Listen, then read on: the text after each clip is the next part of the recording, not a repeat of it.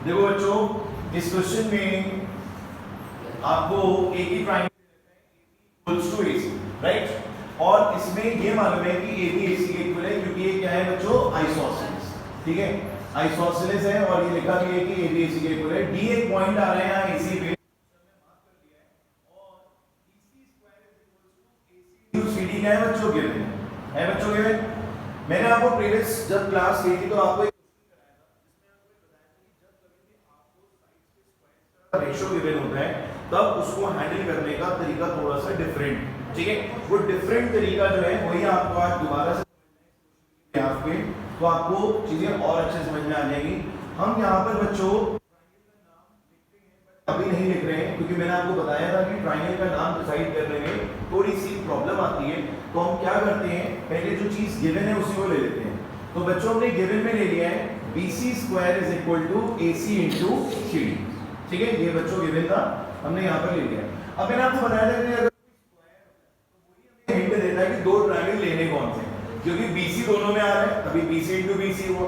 तो बेटा BC के लिए एक ट्रायंगल तो BDC है या नहीं, बोलो। और दूसरा ट्रायंगल ABC है, ये बात भी बिल्कुल सही है। एक ट्रायंगल हो गया आपका BCD और एक ट्रायंगल हो गया ABC। तो ये तो पता लग गया कि दो ट्रायंगल लेने कौन से हैं, ठीक है। हमने ये तो डिसाइड कर लिया है कि एक छोटा ट्रायंगल होगा, एक बड़ा ट्रायंगल होगा। बट अभी हमें ये नहीं पता लग पा रहा है कि उनका प्रॉपर नेम क्या होगा, क्योंकि नेमिंग में प्रॉब्लम आ रही है। नेमिंग अभी क्लियर नहीं हो पा रही है और नेमिंग से इस क्वेश्चन में आगे जाके आपको बहुत ज्यादा नेमिंग को भी can not take it lightly कि जो मन में है वो नाम रख दिया, ABC रख दिया, BCD रख दिया। So this is not a easy task, ठीक है। इसके लिए आपको प्रॉपर तरीके से ही करना पड़ेगा। तो क्या करोगे आप प्रॉपर तरीके से, पहले तो आप BC को ब्रेक करो, BC into BC, AC into CD। ये बात समझ में आ गई सबके, एनी डाउट? अब जैसे हमने पहले करा था, क्या करा था हमने, एक BC को 10 शिफ्ट करा था और एक को हमने यहाँ बुला लिया था, याद है आप लोगों को, बोलो। तो हमने क्या करा, BC के नीचे CD को बुला लिया, ठीक है, और AC के नीचे BC को भेज दिया। ये स्टेप समझ में आ गया सबके, बोलो, ठीक है। अब इसी स्टेप के ब्याह पर हम यहाँ समझ में आ गई, के ब्याह में नेमिंग होगी बच्चों, आप अपने मन से मत करना, इसी स्टेप के ब्याह पे। अब आप देखो कि यहाँ दोनों में कॉमन क्या है, C। तो हमें पता लग गया है कि यहाँ पर जो C है बच्चों वो कॉमन एंगल है, कॉमन एंगल है जो हमें दोनों में दिख रहा है। तो मैंने काम ये करा कि मैंने यहाँ पर ले लिया C और यहाँ पर भी क्या ले लिया, C। मतलब बड़े ट्रायंगल में भी मैंने C कॉरस्पॉन्डिंग कर दिया और छोटे में भी मैंने C को कॉरस्पॉन्डिंग कर दिया। अब बड़ा मजा आएगा। मैंने तो मैंने यहाँ B ले लिया है और यहाँ पर क्योंकि बच्चों अभी एक बार हम चेक कर लेते हैं, अगर हम यहाँ D लेंगे तो गड़बड़ हो जाएगी। यस, बिल्कुल गड़बड़ हो जाएगी। क्या गड़बड़ हो रही है, यहाँ पर एक मिस्टेक हो रही है। अगर इस चीज को भी देख लो, ये मिस्टेक बड़ी कॉमन है। होता क्या है कि जैसे मैंने यहाँ पर छोटा ट्रायंगल ले लिया पहले और यहाँ ले लिया बड़ा ट्रायंगल, ठीक। जब मैं साइड्स को लिखूंगा तो मुझे देखना पड़ेगा कि दोनों में BC आ रहा है, बट बच्चों CD से किस में आ रहा है, छोटे में। तो मेरी मिस्टेक ये हो गई यहाँ पर बच्चों, हमें मिस्टेक को अपना यहाँ ठीक करना पड़ेगा। क्या करेंगे, ये तो C ही रहेगा दोनों में, ठीक है, बट क्योंकि CD छोटे में आ रहा है तो यहाँ पर हम ये लॉजिक समझ में आ गया है नहीं आया मुझे बताओ, ठीक है। ये यहाँ पर क्या हो जाएगा बच्चों, अगर मैं पहले B लिख देता ना तो मैं गड़बड़ कर देता। अब B लिख देने से मैंने बड़ा ट्रायंगल पहले चूज कर लिया, बट यहाँ पर पहले कौन सा ट्रायंगल चूज हो रहा है, छोटा, ठीक है। तो यहाँ पर आ गया D और यहाँ पर क्या आ गया B। तो ये हो गया CD अपॉन BC, ऐसे लिख सकते हैं आप कि BC अपॉन CD। मतलब अगर आप डायग्राम के अकॉर्डिंग देखो तो BC अपॉन CD, ठीक है। अब इधर क्या आ रहा है बच्चों, AC और BC। अब हम सबको पता है बच्चों बड़े वाले में ही आ रहा है,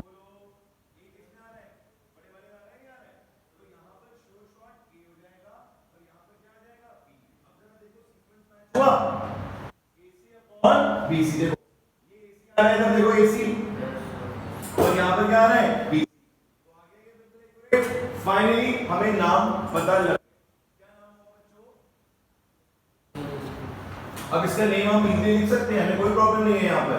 बस हमें एक चीज बच्चों फिर से मैं बताऊंगा ये देखनी होती है, क्योंकि देखो ये टॉपिक ना सिमिलैरिटी का थोड़ा एक्यूरेसी पे भी डिपेंड करता है, हम अपनी मर्जी नहीं चला सकते, क्योंकि अगर हमने नोटिस किया कि ऊपर भी बड़ा ट्रायंगल है यहाँ पर, तो पहले कौन सा ट्रायंगल लिखा जाएगा? बड़ा वाला।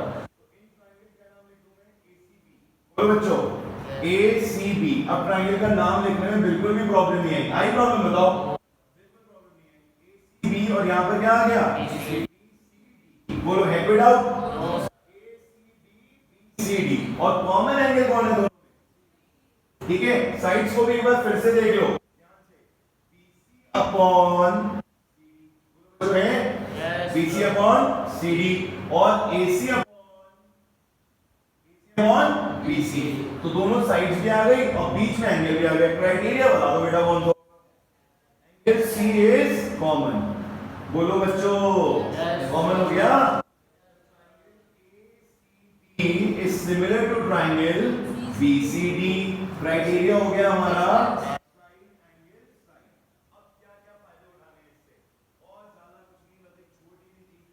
और आपका प्रूफ आपको मिल जाएगा। मैं एक बार आपको यहाँ पर ये बताना चाहता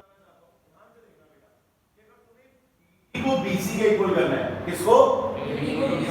तो ये चीज तुम्हें क्लियर होनी चाहिए कि यहाँ पर जरा ध्यान से देख लेना, ये वाला जो एंगल है बच्चों, ये वाला एंगल जिसकी मैं बात कर रहा हूँ, ये वाला एंगल जो है, ये वाला एंगल जो है यहाँ पर जो मैं कलर कर रहा हूँ, और ये वाला जो एंगल है, ये दोनों इक्वल होने चाहिए। देख रहे हैं तुम्हें अच्छे से या नहीं? क्योंकि जब तक ये दोनों एंगल इक्वल नहीं होंगे बच्चों, जब तक ये दोनों एंगल इक्वल नहीं होंगे तब तक लाइंस पैरेलल नहीं होंगी। Opposite angles are equal and opposite sides are also equal. Class 9 से पढ़ते हो आ रहे हो, ये बात आप सब लोग बोलो। तो इतना सब करने का क्या फायदा हुआ? फायदा ये है बच्चों कि एक तो बच्चों यहां पर एंगल ये वाला इक्वल हो जाएगा, होगा या नहीं? ABC और ACB इक्वल होंगे। ये क्यों इक्वल होंगे? ABC is equal to ACB, reason होगा इसका AB is equals to AC, और हम लिख देते हैं यहाँ पर angles opposite to equal sides are equal. लिख लोगे आप आगे कहानी? This is 1। Any doubt? एक चीज यहाँ पर डालो आप, ये जो भी प्रूफ आया है इसमें तो मदद लेंगे हमने। इससे क्या मदद लेंगे? देखो भाई हमारे काम का कौन नहीं है? बी हमारे यूज का नहीं है। आप ध्यान से देखो, बी का यूज नहीं होगा क्योंकि मुझे प्रूफ में सी और डी चाहिए। बी को हमारा कॉमन आ जाएगा, तो यहां पर जब मैंने बी एंगल लिया तो उसके साथ कौन आया? डी। पर डी से हमारा पर्पस सॉल्व हो रहा है। बच्चों जो अभी हमने सिमिलर करा था उसमें जब सिमिलर कर दिया था तो उसके एंगल्स भी तो इक्वल हो जाते हैं या नहीं होते? बताओ। तो वही कॉन्सेप्ट हमने लिया और यहां पर हमने क्या कर दिया? ABC को फिर से लिया इसके इक्वल BDC के, इसके इक्वल है बच्चों BDC के 2, और ये हो गया प्रूफ। अब क्या रीजन लिखोगे इसका? प्रूफ। अब ये भी ABC है और ये भी ABC है, खुश हो जाओ बस। यही चाहिए था तुम्हें कि ये दोनों क्या हो जाए? इक्वेट। ये दोनों हो जाए इक्वेट, तब आप लास्ट स्टेप में लिखोगे इक्वेट 1 and 2। क्या लिखोगे बच्चों? Equate 1 and 2। तो ACB जो है वो किसके इक्वल आ जाएगा? BDC के। बोलो बच्चों ACB किसके इक्वल आ गया? BDC के। जरा ध्यान से देखो डायग्राम में, ACB is equals to BDC। ये चाहते थे आप? yes. अब जब ये दोनों इक्वल हो गए तो इसका क्या रिजल्ट आएगा? फाइनल रिजल्ट हमारे पास ये आ जाएगा। थोड़ी सी जगह कम पड़ रही है तो ये लिख देना बेटा। फाइनल रिजल्ट जरा ध्यान से देख लेना। फाइनल रिजल्ट ये आ जाएगा कि BD किसके इक्वल हो गया? BC के। बोलो बच्चों BD इक्वल्स टू BC, और रीजन भी तो दे देंगे एक हम। क्या रीजन देंगे? Sides opposite to equal angles are equal। और ये हो गया। आगे बच्चों समझ में क्वेश्चन तो ज्यादा प्रॉब्लम नहीं आई इस क्वेश्चन में, बट हां कुछ पॉइंट इसके ऐसे हैं जो यूनिक है इस क्वेश्चन के, जो हमें पता होने चाहिए। जैसे कोई ट्रायंगल वाला कॉन्सेप्ट देखो बेटा, एनसीईआरटी में ऐसे क्वेश्चन ज्यादा नहीं मिलेंगे तुम्हें। ये क्वेश्चन तुम्हें कहां मिलेंगे? आरडी शर्मा में, एनसीईआरटी एग्जामिनर में। चैप्टर एनसीईआरटी के